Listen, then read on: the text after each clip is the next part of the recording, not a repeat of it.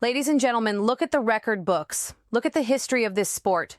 Look at the flags that fly over the hallowed grounds of the All England Club, and understand that everything you thought you knew about the hierarchy of global tennis has just been shattered. The narrative wasn't just shifted today, it was completely rewritten, and as of the final point landing on court 12, we have officially crossed the threshold into a new era. The wait for the Philippines to find its footing on the grandest stage of professional tennis has come and gone. It is in the wind. It is history. And what we are left with in the aftermath of this first-round Wimbledon clash is not just a victory, it is not just a polite round of applause, and it certainly isn't a fluke. What we are left with is the deafening sound of a 21-year-old absolute phenom colliding with her own traumatic past and walking away victorious.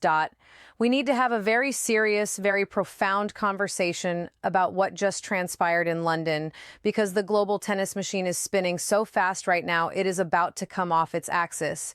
If you sit down and look at what Eala just accomplished, if you strip away the pomp and circumstance of Wimbledon and look strictly at the raw, unadulterated reality of the moment, you will find a level of sheer psychological resilience that is frankly terrifying for the rest of the WTA Tour. I cannot believe what I am seeing.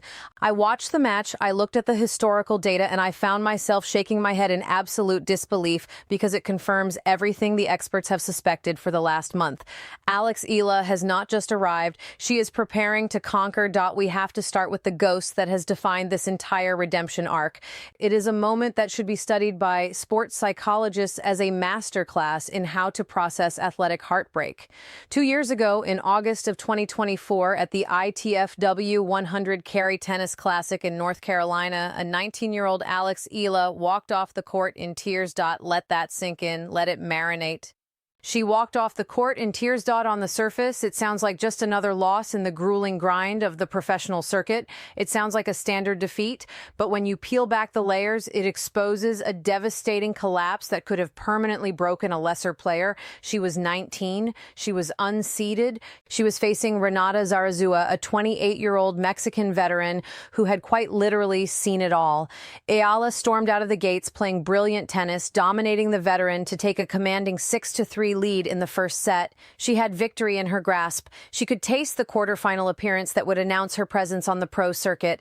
And then the absolute unraveling. Zarazua did not panic. She did not fold under the pressure of a rising teenager. Instead, she dug her heels into the court and delivered a brutal, agonizing lesson in what it means to be a professional. She reminded Eala that talent is nothing without endurance. The Mexican veteran rallied from that set down to defeat the Filipina 3-6, 6-4, 6-3.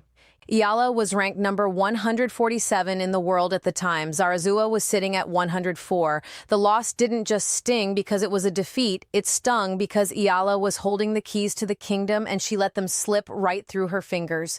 She learned the absolute hardest lesson this sport has to offer. In tennis, nothing, absolutely nothing, is over until the umpire calls game, set, and match. But here is where the story pivots from a standard sports tragedy into something utterly compelling. Here is where the absolute irony of the professional tour rears its head.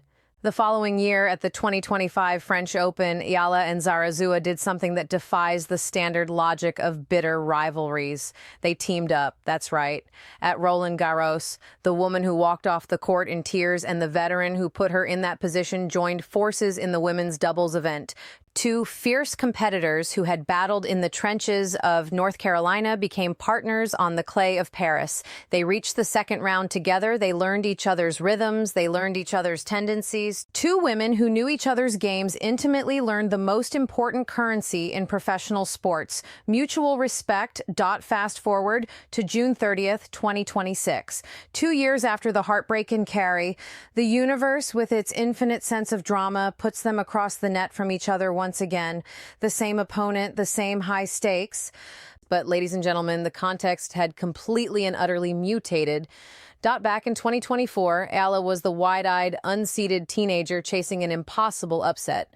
Zarazua was the seasoned veteran with the higher ranking. Today, the roles have completely reversed. The power dynamic hasn't just shifted, it has been turned completely upside down. Alex Eala is now ranked number 32 in the world. Renata Zarazua sits at 75. And more importantly, Eala stepped onto court 12 as the number 29 seed. Do you understand the magnitude of that? Do you grasp the historical weight of that number? Alex Eala is the first Filipino in the entire history of tennis across both the amateur and the open eras to earn a single seed in a Grand Slam singles draw. That is not an opinion. That is a matter of historic, irrefutable public record. She wasn't just playing to win a first-round match. She was playing to validate an entire nation's belief in her destiny. And if you want to understand how a devastated 19-year-old transformed into a Grand Slam seed in just 24 months, you have to look at the absolute tear she went through during the grass court season of June 2026. The momentum this woman generated over the last 30 days is the engine of this entire narrative. It started in Birmingham. On June 7th, Eala captured her first career grass court title at the WTA 125 Lexus Birmingham Open, and she didn't do it the easy way. She fought back from a set down to defeat her eventual doubles partner Nikola Bartunkova of the Czech Republic in a grueling, thrilling three-set final, 5-7, 6-3, 7-5.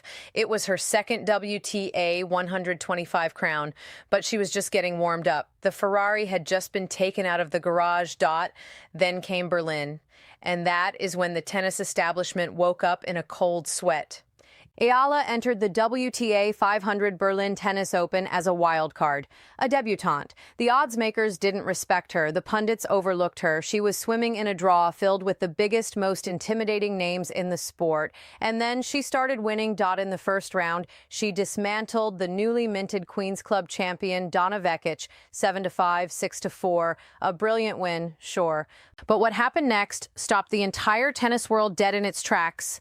Next up was Elena Rybakina, the 2022 Wimbledon champion, the reigning Australian Open queen, the world number 2. Nobody, and I mean nobody, gave Alex Eala a chance to survive that court. Instead, she orchestrated the upset of the entire tournament, defeating the world number 2 in straight sets 7-5, 6-4. But she wasn't done making a mockery of the rankings. In the quarterfinals, she dismantled world number 8, Alina Svitolina, 6-3, 6-4, 2 top 10 victories in a single tournament, a massive landscape-shifting run to the semifinals of a WTA 500 event on grass. That run generated the exact amount of ranking points required to shove her into the top 32.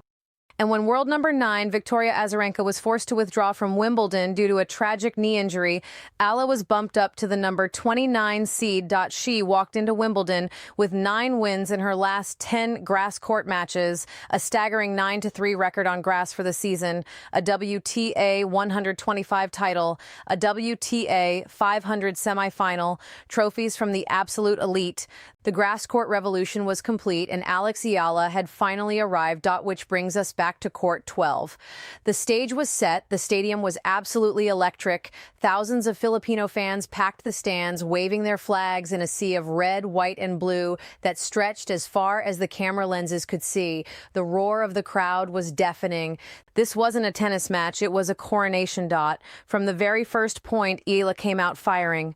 Her ground strokes were laser precise. Her movement was utterly fluid. Her confidence was a fortress. The crowd exploded with every winner she hit. The first set was an absolute masterclass.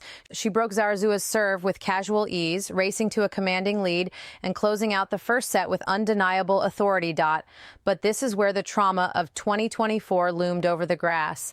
Zarazua, the gritty 28-year-old veteran, did not fold.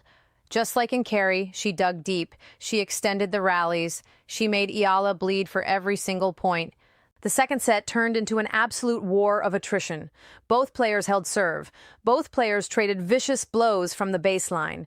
The tension in that stadium was unbearable. Every point drew gasps from the spectators. Every rally was a brutal test of wills. And then, in the crucible of the decisive moments, Alex Eala did something she simply could not do 2 years ago. She held the line. She refused to let the lead evaporate. She looked the ghost of Carey directly in the eyes, stepped up, and closed out the match in straight sets. When that final point landed, Court 12 erupted. Thousands of Filipino fans rose to their feet in absolute pandemonium. Tears flowed freely in the stands. Hugs were shared among complete strangers. History was stamped into the grass.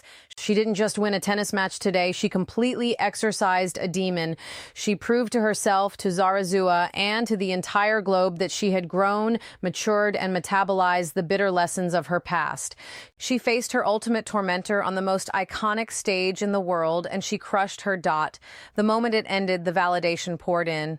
England had never seen anything quite like this. A 21-year-old from a nation with absolutely zero history of Grand Slam pedigree dismantling a veteran with a level of composure that left analysts breathless.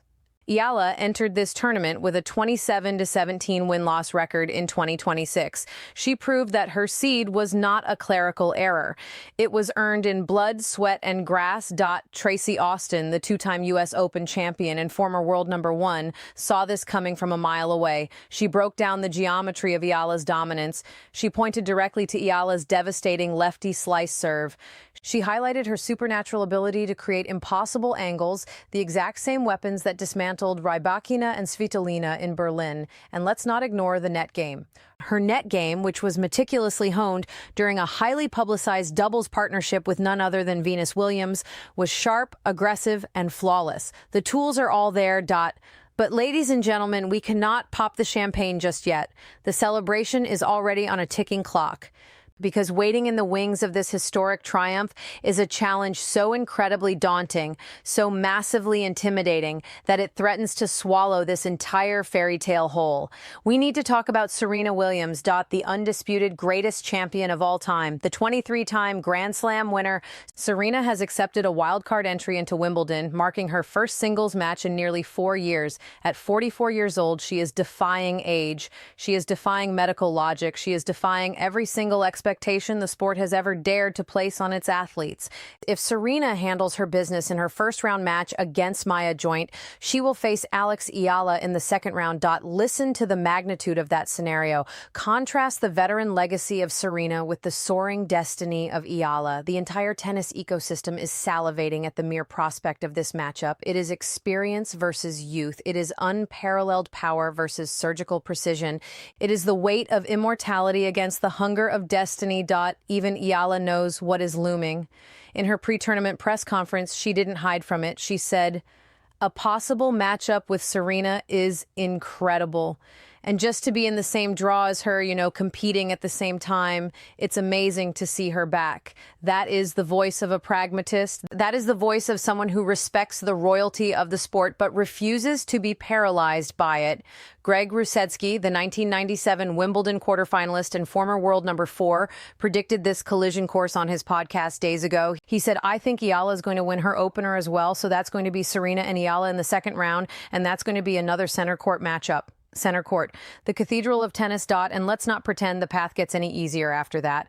Lurking ominously in Eala's section of the draw are names that induce nightmares. 5-time Grand Slam champion Iga Swiatek, Jasmine Paolini, two elite top-tier players that the Filipina has actually beaten in the past. The road to the second week is a minefield of champions. But right now, the math is finally working in Eala's favor. She has fixed the leaks in her game. She has weathered the storms of her teenage years. She is operating a machine that is fully gassed up and ready to run down anyone standing in her way. The WTA was stunned today. The English crowds were stunned, but they shouldn't be. Because when you combine a 9-3 grass record, a fortified mental state, and the backing of an entire country desperate for a champion, you don't get a charity case. You get a certified threat. The 29th seed has spoken. The ghost of Carey is dead and buried on court 12. The rookie mistakes are a thing of the past. It is time for the tennis world to wake up and start looking at the reality of this bracket.